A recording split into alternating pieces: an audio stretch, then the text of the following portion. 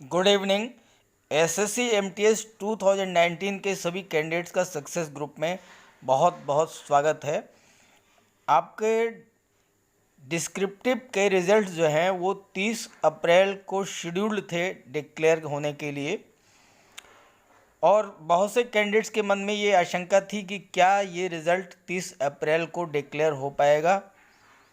इसके पहले मैंने एक वीडियो अपलोड किया था जिसमें मैंने आप लोगों को बताया था कि लॉकडाउन की वजह से रिज़ल्ट्स डिले होंगे, लेकिन कुछ कैंडिडेट्स ने मेरी बात पर यकीन नहीं किया था। तो आज एसएससी ने रिज़ल्ट डेट के संबंध में एक ऑफिशियल नोटिस जारी किया है। तो आइए देख लेते हैं कि क्या है ऑफिशियल नोटिस। और दूसरी बात यह है कि मैंने एक वीडियो एमटीएस डिस्क्रिप्टिव में यूएफएम अनफेयर मीन्स के संबंध में भी अपलोड किया था, जिसमें मैंने बताया था कि एमटीएस डिस्क्रिप्टिव में यूएफएम का प्रभाव ज़्यादा नहीं होगा, क्योंकि जो एसए का पेपर है उसमें तो एमटीएस का उसमें तो यूएफएम का कोई मतलब ही नहीं है। एसए में तो यूएफएम एक तरह से लागू ही नहीं होगा, केवल लेटर में जो है वो भी रेयर केसेज में होगा। तो उस पर भी कुछ कैंडिडेट्स ने कमेंट किया था और असहमति व्यक्त की थी, तो यूएफएम के बारे में भी इस वीडियो में बात करेंगे। तो चलिए वीडियो शुरू करते हैं। लेकिन अगर आप मेरे चैनल पर पहली बार आए हैं तो प्लीज़ इसे सब्सक्राइब करके बेल आइकन को ज़रूर प्रेस कर लीजिएगा, ताकि इस तरह की जो भी लेटेस्ट अपडेट्स हों वो आपको मिलती रहें। और दूसरी बात, अगर वीडियो अच्छा लगे तो लाइक कर दीजिएगा और इसे अपने साथियों को, फ्रेंड्स को, अपने ग्रुप्स को में सभी को शेयर ज़रूर कर दीजिएगा। तो चलिए वीडियो शुरू करते हैं।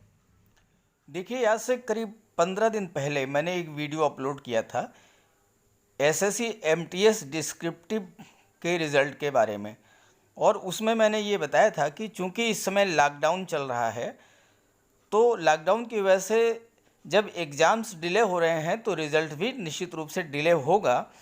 30 अप्रैल को रिज़ल्ट नहीं आएगा, लेकिन बहुत से कैंडिडेट ने उस पर विश्वास नहीं किया।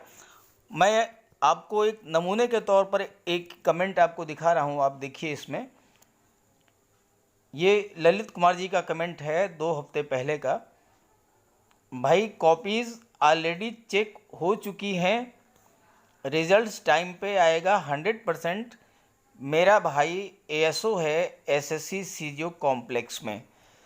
तो ललित कुमार जी ने कमेंट करके ये कहा था कि चूँकि इनका भाई है एएसओ सी एसएससी सीजीओ कॉम्प्लेक्स में, तो बिल्कुल ऑथेंटिक जानकारी इनके पास होगी।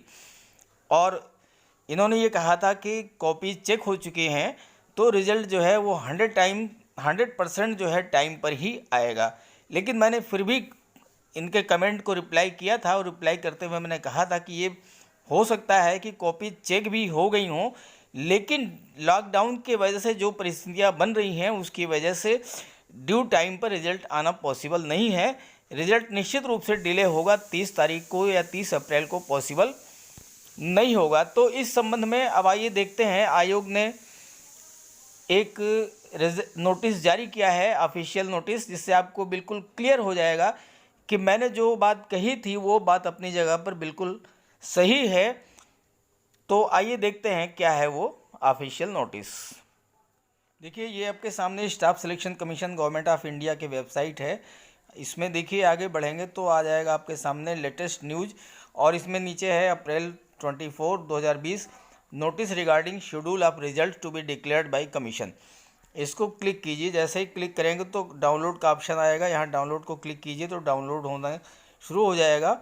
और ये नोटिस आपके सामने डाउनलोड हो गया। इसमें लिखा हुआ है, schedule of declaration of result of following exams was uploaded by the commission on its website on 18 फरवरी 2020। आयोग ने ये जो नीचे 3 एग्ज़ाम दिए हुए हैं, इनके रिज़ल्ट के डिक्लेयर किए जाने की डेट जो है 18 फरवरी को अपनी वेबसाइट पर अपलोड किया था। और वो डेट्स क्या थी? जेई एग्ज़ाम 2018 का रिज़ल्ट 9 अप्रैल को डिक्लेयर होना था। एमटीएस 19 का रिज़ल्ट 30 अप्रैल को डिक्लेयर होना था। सीजीएल 18 टीयर 3 का रिज़ल्ट 8 मई को डिक्लेयर होना था। ये 3 परिणाम थे जो कि घोषित किए जाने थे आयोग द्वारा। जेई का 9 अप्रैल को, एमटीएस का 30 अप्रैल को और सीजीएल का 8 अप्रैल को, लेकिन ये रिज़ल्ट डिक्लेयर नहीं हो पाए हैं क्योंकि आगे दिया हुआ है इन्होंने, however due to the situation arising out of COVID-19 pandemic, work related to the evaluation and preparation of result has been held up। Covid pandemic के कारण जो परिस्थितियां उत्पन्न हुई उससे रिजल्ट की तैयारी का कार्य जो है वो प्रभावित हुआ, इसलिए जेईई का रिजल्ट डिक्लेयर नहीं किया जा सका 9 अप्रैल को। Further results of other two examination can not be declare as scheduled. और ठीक इसी तरह से बाकी जो 2 परीक्षाएं यानी एमटीएस 19 और सीजीएल 18 के जो रिजल्ट्स हैं वो भी डिक्लेयर नहीं किए जा सके हैं ड्यू टू कोविड-19। तो fresh dates for declaration of result will be intimated in due course. तो इन रिजल्ट्स के डिक्लेयर किए जाने की जो फ्रेश डेट हैं वो निर्धारित समय में डिक्लेयर की जाएंगी। तो यानी इसके बाद जो है आपको बताया जाएगा कि ये रिजल्ट्स जो हैं कब तक डिक्लेयर किए जा सकते हैं। तो आप आयोग की वेबसाइट पर बने रहिए और मेरे चैनल को सब्सक्राइब कर लीजिए। मैं आपको बता दूंगा जैसे ही कोई सूचना मिलती है एमटीएस के रिज़ल्ट के बारे में, तो मैं आपको इन्फॉर्म कर दूंगा कि किस डेट को इसका रिज़ल्ट डिक्लेयर किया जाना है। इसके पहले मैंने एक वीडियो यूएफएम पर अपलोड किया था और उसमें भी कुछ कैंडिडेट्स ने कुछ शंकाएं रखी हैं, तो मैं उसको भी आपके सामने क्लियर कर लेना चाहता हूं। तो आइए 2 मिनट बात कर लेते हैं यूएफएम के बारे में।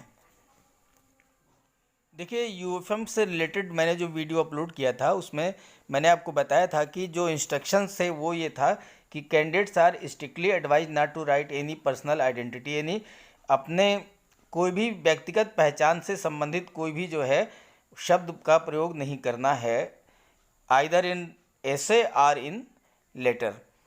तो हुआ यह था कि जैसे कि रोल नंबर है, मोबाइल नंबर है, एड्रेस है, ये सब चीज़ें जो है जो क्वेश्चन पेपर में दिया हुआ है उससे हट करके कुछ भी लिखना नहीं है। तो CHSL 18 में क्या हुआ था कि इसमें जो है ऐसे मैटर्स में यूएफएम कर दिया गया था, यानी उसको जो है 0 मार्क्स अवॉर्ड कर दिया गया था कॉपी को, और answer book will get evaluated they shall be awarded 0 marks. तो ऐसा ही हुआ था। इस पर जो है आयोग ने बाद में जब CHSL वालों ने रिप्रेजेंट किया तो आयोग ने ये कहा कि एक कमेटी जो है इस बात को डिसाइड करेगी कि वो यूएफएम के दायरे में आते हैं या नहीं आते हैं। तो अब अगर हम बात करें एमटीएस की, तो मैंने जैसा आपने पिछले वीडियो में बताया था, शायद कुछ कैंडिडेट्स इस बात को समझ नहीं पाए। देखिए, पहली बात तो ये है कि ऐसे में तो यूएफएम बनता ही नहीं है, ऐसे में तो यूएफएम का कोई चांस नहीं है। ऐसे जिसने लिखा है उसमें तो यूएफएम नहीं बनेगा, इसलिए मैंने नो यूएफएम लिखा है। आइए अब लेटर की बात कर लेते हैं। तो लेटर में क्या है कि अगर CHSL में जो समिति बनी है वो जो है कोई चीज़ डिसाइड करती है, कोई नियम, कोई फार्मूला वो डिसाइड करती है, कोई स्ट्रेटजी डिसाइड करती है, कोई पॉलिसी डिसाइड करती है, तो जो पॉलिसी डिसाइड की जाएगी CHSL के लिए वही पॉलिसी जो है एमटीएस पर भी लागू होगी और वही पॉलिसी जो है वो CGL पर भी लागू होगी। मैंने इसीलिए कहा था कि नो यूएफएम एमटीएस में जो मैंने वीडियो बनाया था उसमें मैंने इसीलिए लिखा था कि यूएफएम लागू नहीं हो पाएगा, क्योंकि जो पॉलिसी बनेगी, अगर CHSL वाले कैंडिडेट्स को 100% मान लिया जाता है कि सभी कैंडिडेट्स यूएफएम के दायरे में आते हैं, तब तो वो एमटीएस पर भी लागू हो जाएगा पूरी तरह से। लेकिन अगर कोई पॉलिसी मैटर बनाया जाता है CHSL में तो सेम जो है एमटीएस पर भी लागू होगा, CGL पर भी लागू होगा। इसलिए एमटीएस में जो है यूएफएम के चांसेस बहुत रेयर रहेंगे, मुश्किल से जो है 15% या 20% केसेज में ही जो है यूएफएम के चांसेस बनेंगे, अदरवाइज 85% केसेज में यूएफएम नहीं लागू होगा। तो ये जानकारी थी आपको जो बतानी थी। वीडियो अच्छा लगे तो इसे लाइक करके अपने ग्रुप्स में सभी को शेयर कर दीजिएगा और मेरे चैनल को सब्सक्राइब कर लीजिएगा। Okay, thank you.